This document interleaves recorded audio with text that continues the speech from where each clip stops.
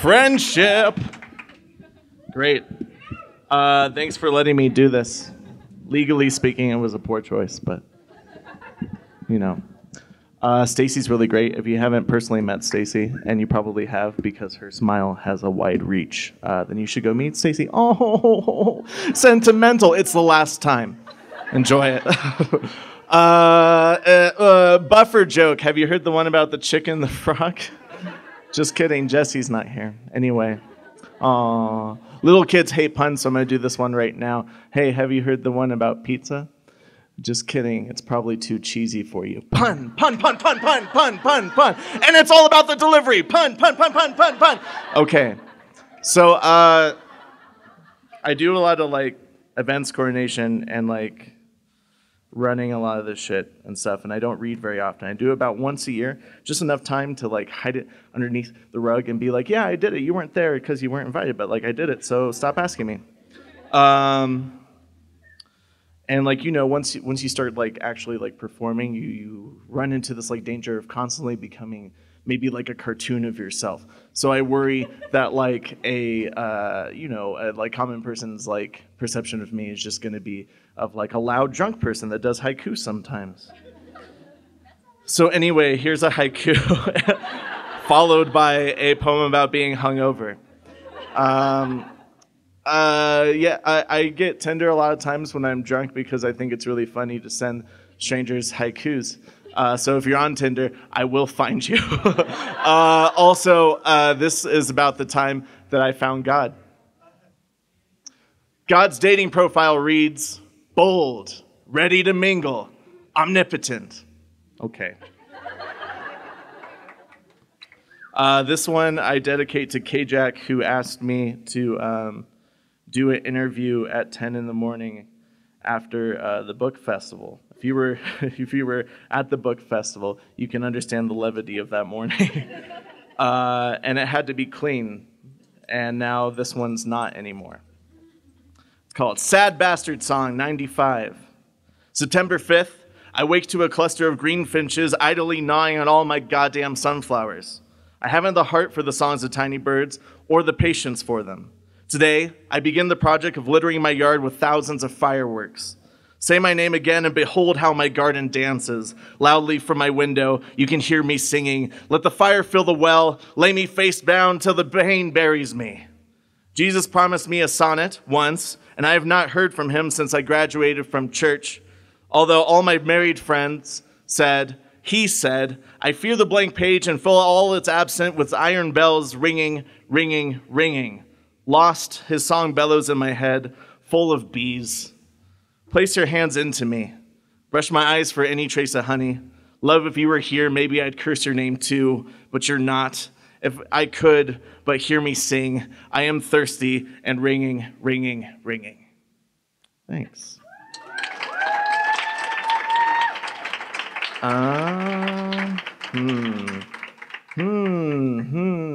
I'll do some introductions. Perhaps. Here's an introductory poem about me. I am a mixed race fellow, very white passing now. Thanks God, or whatever.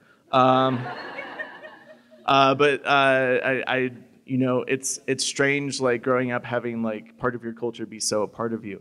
And I was born in Arizona to like a Hispanic family, and like grew up in the South where they did not like that about me. Nor did my other side of the family, but we'll talk about this some other time. And so it's very strange now to like be in Flagstaff reading to a primarily Caucasian audience. How's it going? Good, great. It's so nice to see white people just come together. It's not picking in the pines anymore. Okay.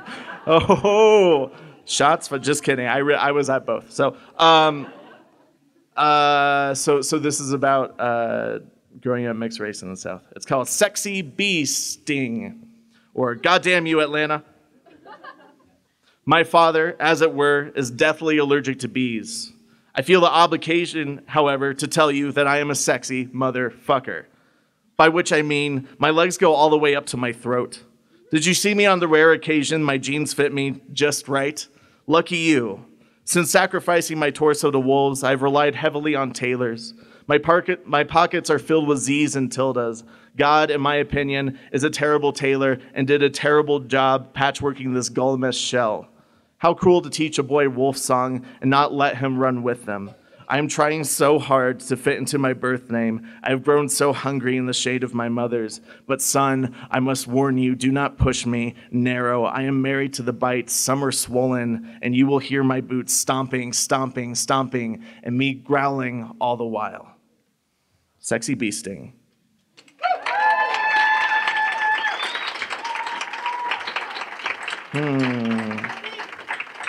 Pretty neat. Pretty neat. That's quoting my favorite fan ever who was at Barley Rhymes. Barley Rhymes on first and third Sundays at the State Bar.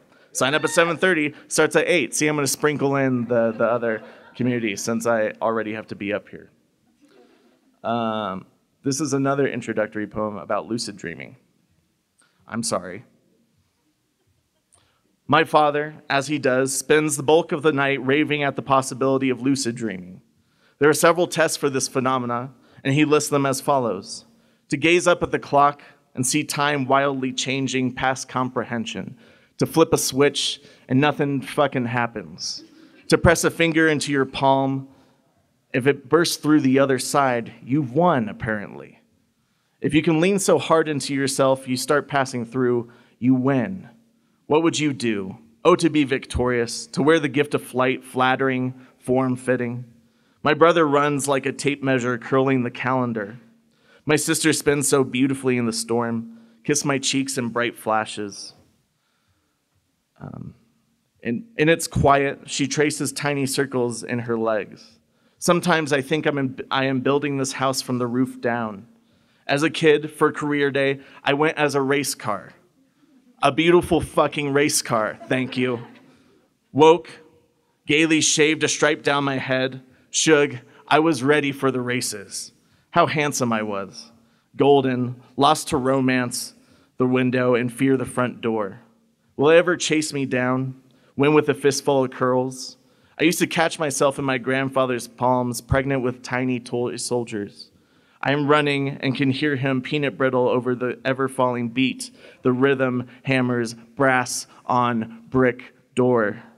And as each photo hits the table, evidence of his many woodwind punctures.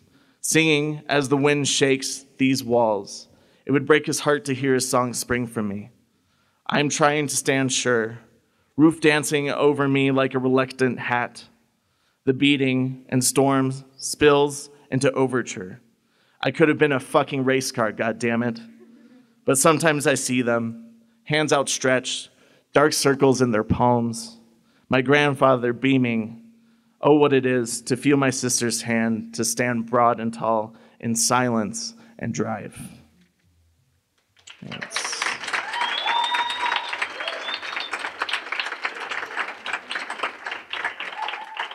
How much time do I have? Do I have time for 3 more? 20 seconds? Is that what I heard? 20? Oh, what? 3?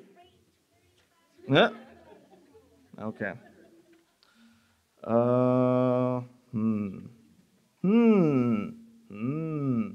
So I think it would be appropriate to read something that I wrote here. There's 2 of them.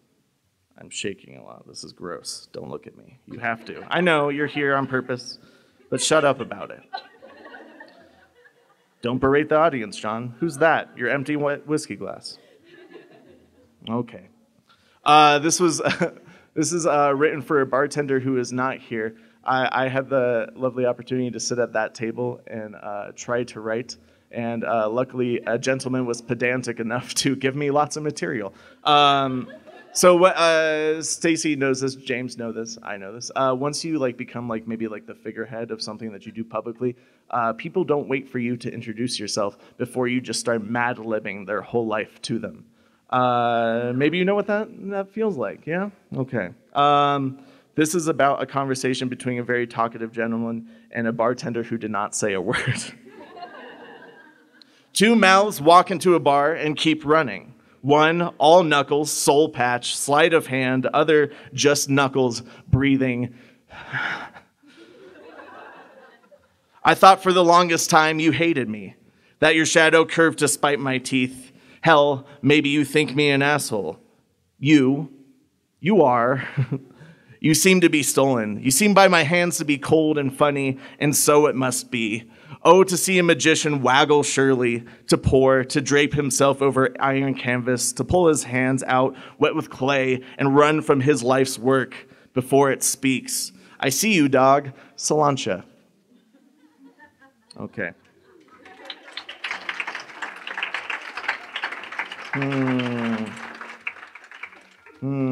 Actually, I have 3 more, but the other 2 are very short. So there's another one that I wrote here called A Poem for Whiskey by Whiskey.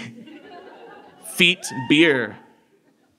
Hey, man, I just got to say, your shit is my shit. Sorry, there's children. Like, no disrespect on nothing, but I see you. Oh, such a beautiful dancer. I mean, I know you don't know me. Ha! Like this one time, fuck, it'll come to me. I am running at the palms, buddy, though, buddy, I feel you. Shake my hand sturdy, buddy, I'm shaking. I wish my pride was more malleable. I am built so bloody. An animal, what, you don't like fucking Christmas? Do my 100 tiny lights scare you? Compliment your tiny fucking shadows? Shit, I bet people like you turn their nose at your side. My company reeking of metals. Hear me walk railroad, man. You know, I used to always want to live Lou Reed songs until I started relating to them. But it's good. I'm doing great work with the shapes inside of me. I am pulsing in sweet, fiery magnetism, embers shooting all directions from my loins to my throat. You know, the important parts. Do you choke ever? Are you ever 4th of July? I bet you're never fucking Christmas. Not you. I've tried so hard to be in your fashion. A locked door whilst the devil dances so wildly through my hallways. This is my Jordan year, goddammit. You're better than me. I too have sacrificed my posture for the sake of flavor. Buddy, I like the way you taste. Dude, don't run from me. Look at me when I'm talking to you. Pucker up and be cool about it. I see you, you beautiful bastard. That's it.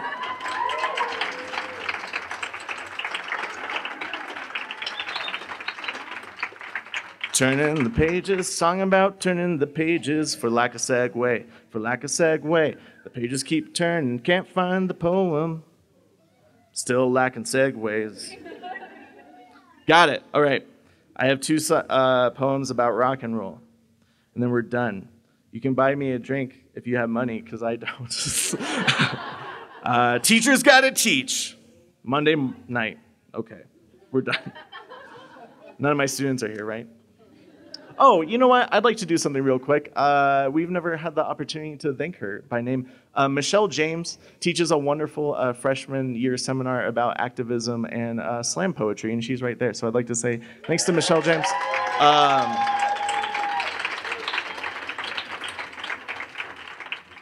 She lets me teach workshops, which is questionable, but I respect her for it. This one's called Muddy Waters. Audience participation. I did not prepare for this. Where are my notes? In the garbage. Okay.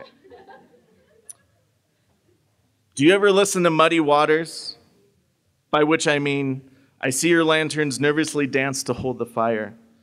If you could, let me lap down your hallways and scratch firm at the ceiling. Shake my hand and rattle shards of your mantle still falling Yuletide off my shoulders till they bury me. I want to pull your teeth from my chest. But for now, I am bass drum to your field of poppies, a family of 100 burning tons. Shake it for me. I yearn so hard to be rhythm, and you are so goddamn rock and roll to me. I'm sorry. That's the end of that one. These, I like doing the slam thing because there's like so many like built-in things that I tell people to yell back at me for segues when I don't have them. So it's strange introducing the end of the poem after you've already ended it. You know? You know? Anybody right here? They feel that? Okay, we don't have to be friends. Oh, here's another thing. Yeah. We plugged Poets Den already. That's not this week, but next, hosted by the lovely Molly Wood. It's the week after next? Oh, okay, so October 13th. Oh my God. October 13th here is going to be a hip hop night. So you can read anything from the wild world of hip hop. I'll be reading a lot of Bus Driver. If you've never listened to Bus Driver, do that instead of whatever it is that you're doing. Netflix? I don't know. We talked about barley rhymes. You're at Narrow Chimney. Nonfiction Now is coming up, and I would love for Stacy and Nicole to come back up and plug that more. We're also hosting the Individual World Poetry Slam in Flagstaff 2016, so next October. And you will get very tired of me saying that. This is a very plithy one. Plithy! Okay. I have beat this Tim Floor cymbal. Sunday best so sharp the night flirtatiously flees in thin black ribbons. It's time for a wicked fucking bass solo, I think. I have stood in the pause too long, born in brass swell, clawing down from top floor. It's about time to say, what's that holding up your hair? Looks like star beds. All right, I'm done now. Thank you, James and Jesse, for letting me do this. Audience members, you look really nice. Bye.